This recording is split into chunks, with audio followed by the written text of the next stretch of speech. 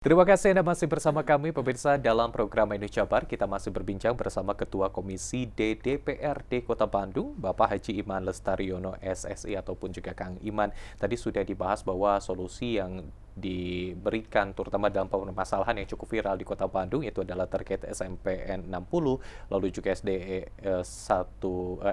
26 ya, seperti itu sudah juga diakomodasi oleh rekan-rekan di DPRD mulai dari pengadaan lahan ataupun juga nanti membuat para siswa-siswi ini berada di tempat lain untuk melakukan kegiatan belajar mengajar.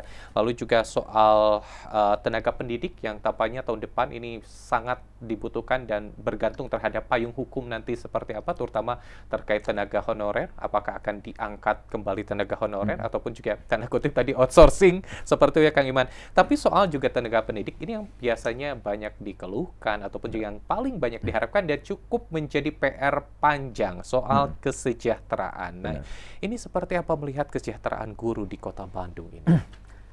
Sebelum adanya ASN, Undang-Undang ASN yang baru gitu ya, Kota Bandung ini termasuk yang perhatian kepada tenaga pengajar itu cukup besar. Ya. Di antaranya kita punya program untuk HPM ini, peningkatan honor mutu pendidikan ini ya. Jadi guru yang swasta atau guru honorer di sekolah negeri itu akan mendapatkan anggaran tambahan. Kalau yang negeri itu kita dekatkan ke UMK.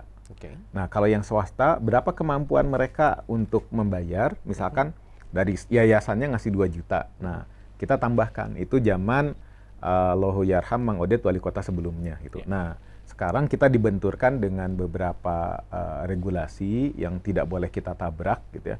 Pasti awalan kita harus menyesuaikan. Dan penyesuaian ini pasti butuh komunikasi yang soft ya dengan penerima manfaat sebelumnya gitu ya. Itu pasti mereka kan protes.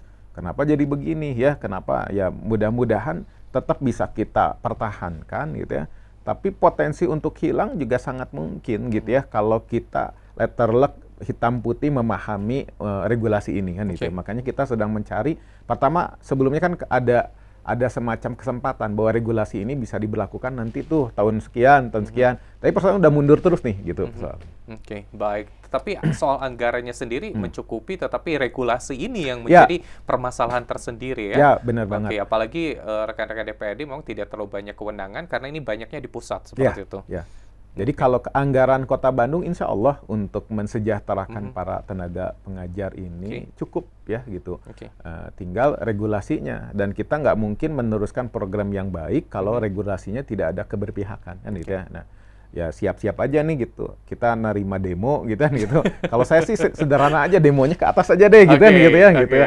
Kan toh kami di DPRD Kota Bandung memperjuangkan hak para pendidik kan gitu. Tapi kalau regulasinya dari pusat, kita juga nggak bisa melawan gitu. Baik. Kang Iman, selain tentunya juga rekan-rekan di Komisi D Kota Bandung ini fokus di dunia pendidikan, tentu juga ada beberapa hal lain yang juga menjadi tupoksi dari Komisi D seperti itu. Apalagi yang menjadi catatan terutama melihat di tahun 2024 ini untuk nanti ke depan yang harus betul-betul menjadi fokus selain pendidikan? Ya, kalau pendidikan tadi sudah ya beberapa, kita baru ngobrol kulitnya doang itu sebetulnya, belum dalemannya kan gitu ya. Jadi antaranya urusan kesehatan. Ya, ini kesehatan ini namanya sakit kan musibah ya. Ada yang karena gaya hidup, pola makan, tapi juga ada yang memang beneran musibah.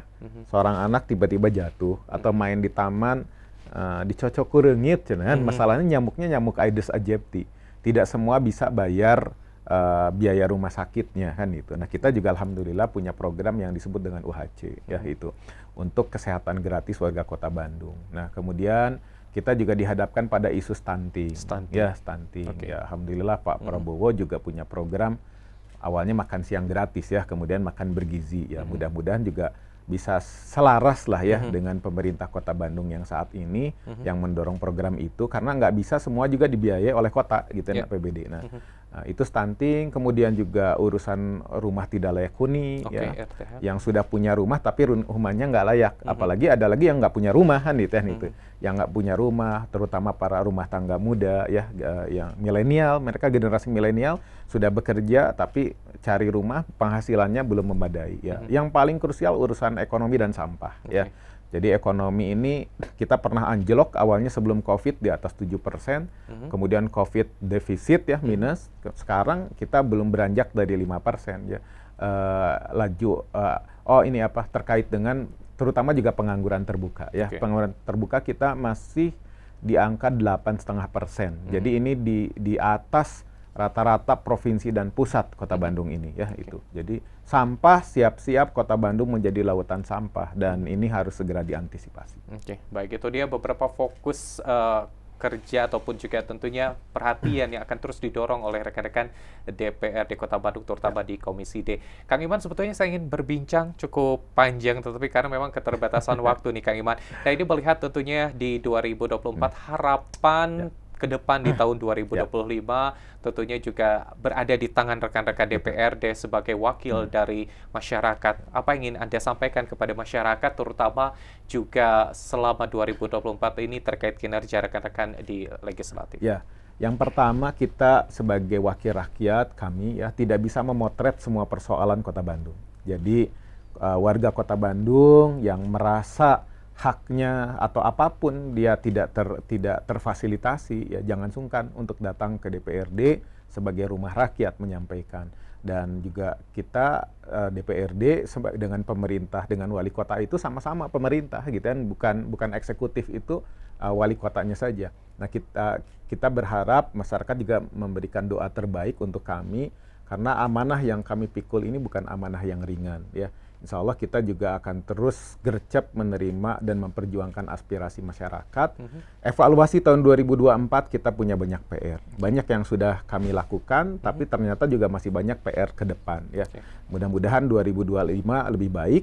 Terlebih lagi kita insya Allah punya pemimpin yang baru ya di semua level, baik itu gubernur dan juga wali kota. Ya, mudah-mudahan semuanya kondusif lagi gitu ya, dan Kota Bandung semakin semakin sejahtera warganya, kemudian juga persoalan yang tadi saya sempat sampaikan itu tidak terjadi. Oke.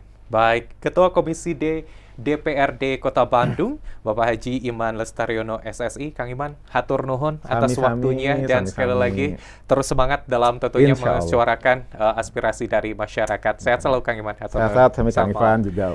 Ya, pemirsa, itu dia perbincangan kita bersama rekan-rekan dari DPRD Kota Bandung, dan fokus perbincangan kita malam hari ini adalah terkait dunia pendidikan di tahun 2024. Dan nantikan terus perbincangan kami khusus bersama rekan-rekan DPRD hanya di iNews Jabar. Adapun bisa menyimak kembali seluruh perbincangan kami melalui YouTube channel kami di iNews TV Bandung. Mewakili kru yang bertugas, saya Irfan Budiawan mengucapkan terima kasih atas perhatian Anda. Selamat malam, selamat beristirahat, dan sampai jumpa.